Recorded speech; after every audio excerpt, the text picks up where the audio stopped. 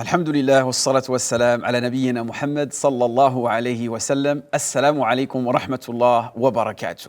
Donc nous sommes toujours dans cette unité numéro 1 et nous allons découvrir ensemble une règle qui est très importante dans ce cours numéro 2, qui est tout simplement, barakallahu fikoum, la règle générale. Donc vous voyez là, on a une règle générale qui concerne les transactions, d'accord? Et qu'à la base, les transactions dans notre religion, elles sont permises, d'accord? Al-asl al-hil. Et cela est très très important à comprendre. Ensuite, ce qu'il faut que vous compreniez, barakallahu fikoum, c'est que la règle et le principe concernant toutes les opérations commerciales telles que la vente, d'accord? Ensuite, vous avez l'achat, la location et toute autre transaction qui ont lieu entre les gens et dont ils ont besoin, voyez, deuxième condition, et que cela est permis, d'accord, al-hil, est autorisé, c'est-à-dire mubah, à l'exception, c'est là où il faut bien faire attention, à l'exception des choses qui sont interdites à cause de ce qu'elles sont, donc en elles-mêmes, ou en raison du mode d'acquisition.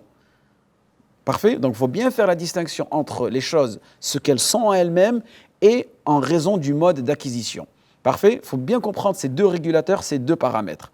Donc, on va commencer par le premier régulateur, on va dire le premier paramètre, ce qui est interdit en soi, et là de façon absolue, mutlaqan. Ce sont, dans un premier temps, les choses qu'Allah subhanahu wa ta'ala, le législateur, Allah subhanahu wa ta'ala, shari', a prohibé pour elle-même, d'accord? Qu'il est interdit, donc dans ce cas-là, de vendre, d'acheter ou bien de louer. Et on ne peut pas non plus participer à leur production et à leur diffusion auprès des gens. Donc, vous voyez, bien comprendre le fait de produire ce genre de choses et aussi le fait de les diffuser. Parce qu'il y a des gens, il y a des personnes qui se disent, mais c'est pas moi qui les produis, c'est pas moi qui les crée. Moi, je ne fais que diffuser. Non, la diffusion aussi, elle est interdite.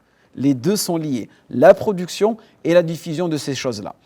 Et là, je vais vous donner quelques petits exemples, d'accord? Donc, exemple de ce que l'islam a rendu interdit en soi de façon absolue. Le chien et le porc. D'accord? Un autre exemple, le cadavre d'un animal ou une partie du cadavre. Cela est interdit. Le fait de l'utiliser, le fait de le diffuser, de le vendre. Les boissons enivrantes et alcoolisées. D'accord? Parce qu'il y a des personnes, peut-être qu'elles transportent de l'alcool dans leur camion. Et je sais qu'il y a beaucoup de personnes, elles ont ce travail de chauffeur. Donc cela aussi est interdit dans notre religion. Ensuite, les drogues et tout produit toxique pour le corps. Parfait? Ensuite, d'autres choses qui sont interdites. Les outils diffusant la dépravation au sein de la population. Vous voyez? Et là, il nous donne quelques exemples, comme les bandes magnétiques, ici par exemple les cassettes, tout ce qui pourra diffuser, que ce soit sonore, audiovisuel, les sites internet et aussi bien sûr les magazines licencieux. Et aussi, qui sont totalement interdits dans notre religion, les idoles et les représentations des divinités adorées en dehors d'Allah subhanahu wa ta'ala. Car cela va tout simplement diffuser de la mécréance, du shirk dans la population musulmane et même dans une population non musulmane.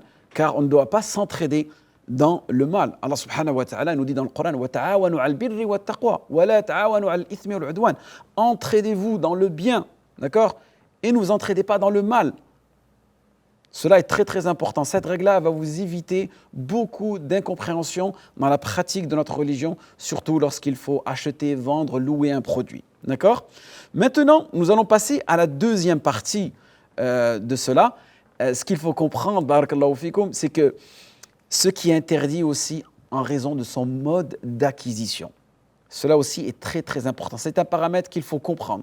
Pour tous les frères qui veulent faire du business, qui veulent du commerce en ligne, il faut que vous compreniez ce paramètre-là, ce régulateur-là, ce dabit shari.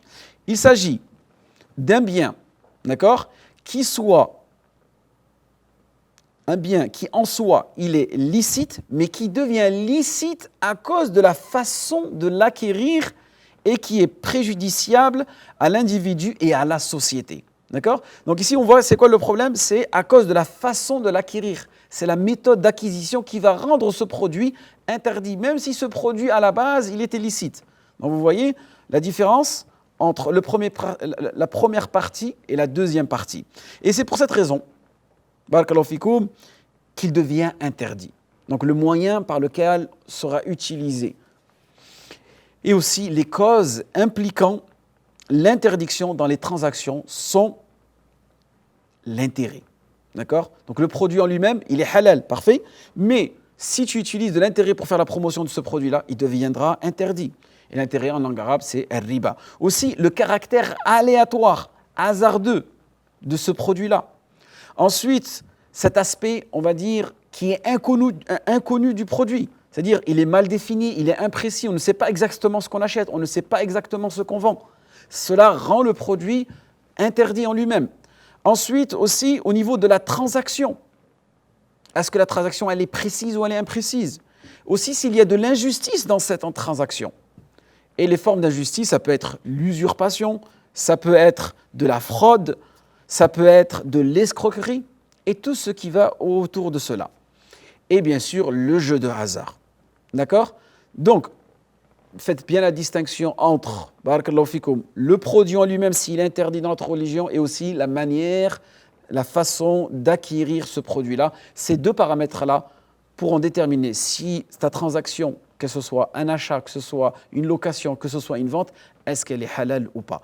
Et dans le troisième cours, par la permission d'Allah subhanahu wa ta'ala, nous allons comprendre ensemble un paramètre très très important, surtout dans les transactions commerciales que nous avons aujourd'hui, qui est l'intérêt, al-riba. Nous verrons cela ensemble dans notre cours numéro 3. Waffaqakumullah lima yuhibbu wa yarda. Wassalamu alaikum wa rahmatullah wa barakatuh.